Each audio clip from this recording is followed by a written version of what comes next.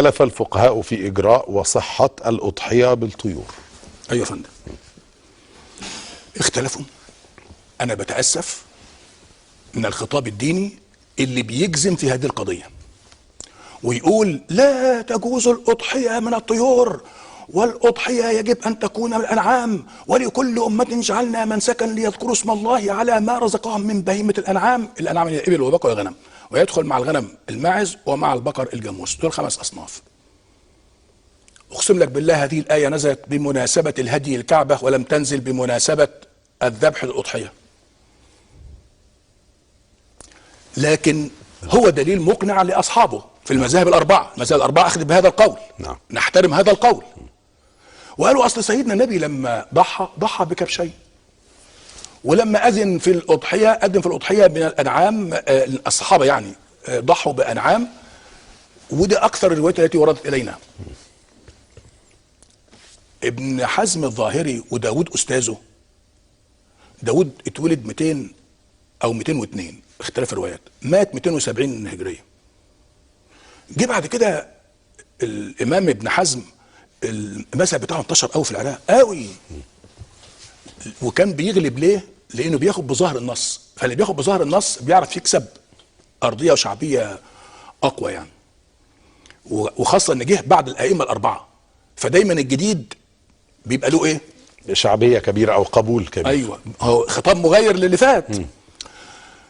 المهم بعد كده حصلت حرق مكتبة بغداد واتحرقت الكتب وبدد لهذا المذهب كثيرا من مؤلفاته، لكن ربنا قيض لهذا المذهب من يحييه، علي بن حزم الظاهري اللي اتولد في الأندلس وكان ابن أمير، يعني كان ابن حكام وعبقري.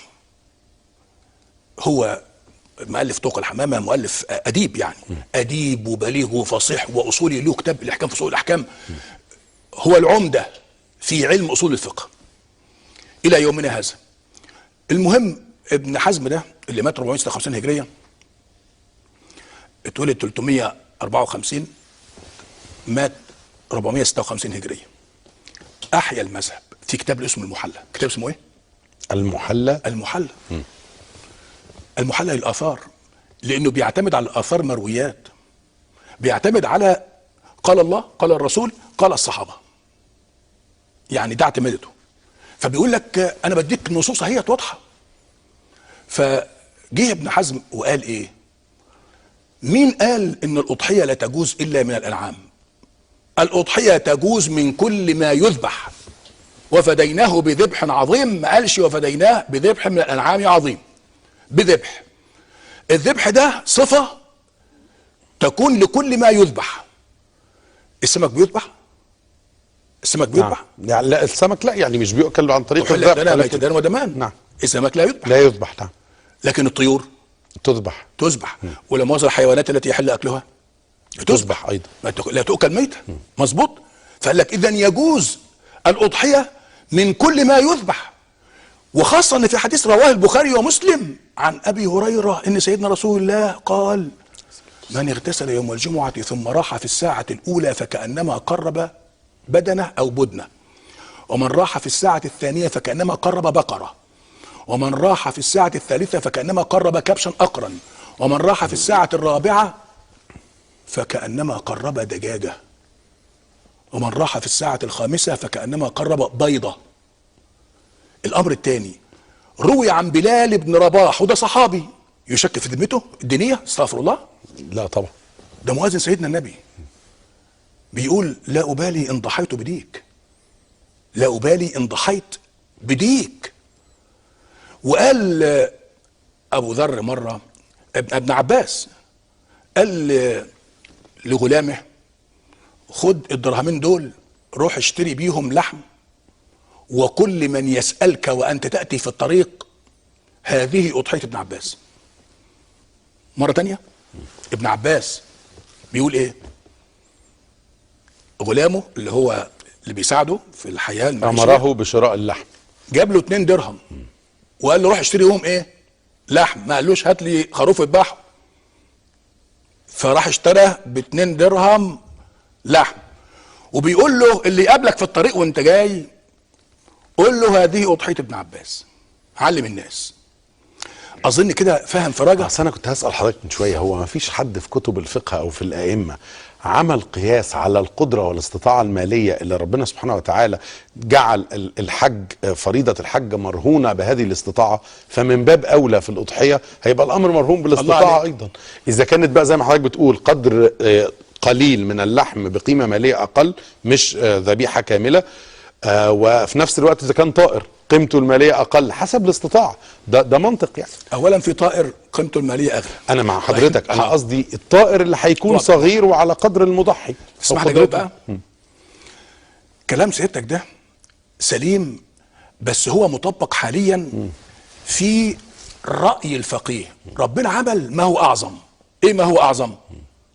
فتح باب الاجتهاد للكل. ماشي، فتح ايه؟ باب الاجتهاد. ولا قفله؟ لا، مفتوح باب الاجتهاد. باب الاجتهاد مفتوح للكل. فاصبح الكل، كل واحد بيتكلم من بيئته. كل واحد ايه؟ بيطلع فتوته منين؟ من بيئته وثقافته، من بيئته ومن طبيعته ومن دراسته ومن مجتمعه. المجتمعات والبيئات مختلفة والثقافات مختلفة. اذا النتيجة الفتاوى مختلفة. فلما كانت الفتاوى مختلفة النبي حسمها وقال استفت نفسك استفت قلبك، شوف الفتوى اللي تناسبك. فاصبح انت امام مجموعة فتاوى اي اراء، سيادتك بتشوف الرأي اللي يناسبك خده وبأريحية. احنا خطابنا الديني في العصر الحاضر اكثره فيه وصاية، بنقول لكم الصح وقد حسمنا هذا الرأي، في الزام. وفي نهاية مطلقة. ما فيش حاجة اسمها نهاية مطلقة، كأنه لا يوجد بديل عن هذا الرأي. ده ضيق على الناس ولا توسيع على الناس؟ لا، ضيق طبعا. ضيق على الناس. ارحم الناس، ربنا رحمهم، ربنا وسع على الناس، انت ليه بتضيع عليهم؟ ورحمتي وسعت كل شيء. سمح لك تجتهد وسمح لغيرك يجتهد. عايز تمنع غيرك يجتهد ليه؟ عشان مخالف رأيك؟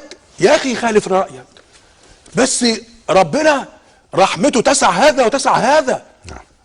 عايز بس لا قبل ما انتقل، الاستاذ خالد كنت انا اديته، وده شيء كل سنه بنقوله وبنكرره وبنقراه من كلام ابن حزم، علشان الناس الثائره الغاضبه اللي يقول لك انت هتخلي الاضحيه من الطيور وهنفسدها واخره وشاعره ربنا. لا، مش انا، ده انا بقرا ما قاله ائمتنا اللي احنا بنحترمهم الى يومنا هذا وعارفين مقامهم العلمي قد ايه. فهنقرا اللي في الجزء السابع ما قاله ابن حزم الظاهري، والاستاذ خالد ينزلها ومعروض قدامنا على الشاشه واحنا بنسمع حضرتك. 977 بيقول ايه؟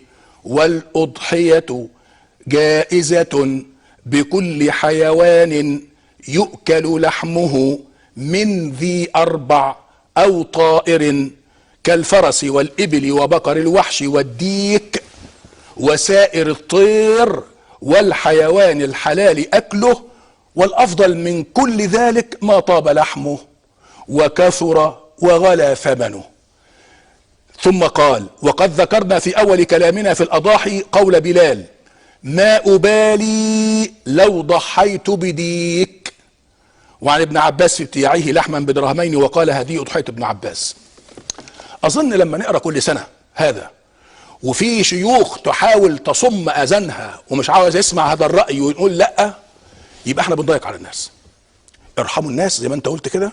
في اسر ما تعرفش تجيب الخروف، عايز يضحي بدجاجه، هذه أيوة. استطاعته. اقول لك في واحد غني قادر على انه يجيب خروف، بس قال لك هجيب دجاجه وكاقامه شعيره وهوزع فلوس لله. يبقى هو واحد زي ما حضرتك قلت، يعني كما فعل ابن عباس، قرر انه يشتري عدد من الكيلوات من اللحم، يعني وزن محدود حسب استطاعته الماليه، ويوزعها على من يحتاجها.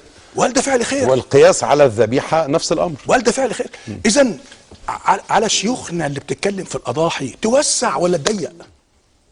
وتوسع بحق ولا بباطل؟ لا، بحق. أليس هذا حق؟ نعم. ارحموا الناس يرحمكم الله.